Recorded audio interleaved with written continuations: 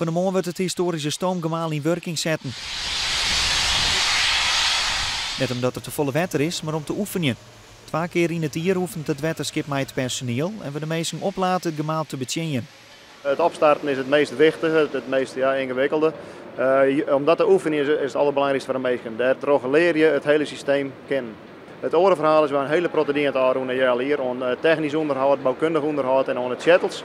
En we willen zien dat alles weer goed is. Dus dit is een soort proef draaien. De laatste keer dat het Woudegemaal inzetten is om wetter voor te pompen wie in januari. Doet er een heel soort rijnwetter vol. In de weekentijd kwamen er 15.000 mensen deel. Deze week wordt het 3 dagen proef draait. In het beziekencentrum is het van de morgen al smoordrok. Ja, ik vind het hartstikke interessant en mooi. Ik werk bij het waterschap en ik wou het heel graag laten zien en aan mijn zoon hoe het hier allemaal in Friesland aan toe gaat met water. Ik vind het best wel leuk. Hoezo? Dat er zoveel dingen zijn. Het gemaal loopt deze dagen een soort meesting uit het midden en zuiden van het land, omdat het daar nou juist vakantie is.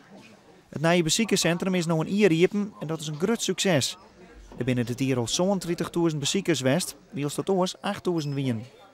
Nou, we doen natuurlijk wat meer aan promotie. We laten zien dat we er binnen. Per Manelien hier bijvoorbeeld een persoon op bezoek. Die zijn nou een keer al jarenlang over de bregen van Lemmer tussen Balk. En ik dacht altijd dat het een gasdrogerij was. Dus dat is wel leuk. Dus ik ben heel blij dat die persoon hier weer, zodat we vertellen konden wat we nou echt doen.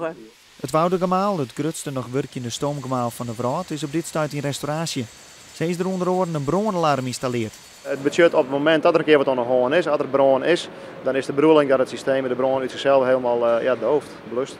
Voor hen dan waren het echt richten op een functionaliteit. En dat doen wij natuurlijk nou ook. De functionaliteit is het belangrijkste voor u. Maar we hebben misschien wat meer eeg gekregen van het historische gebeuren, dat het wichtig is om te bewaren.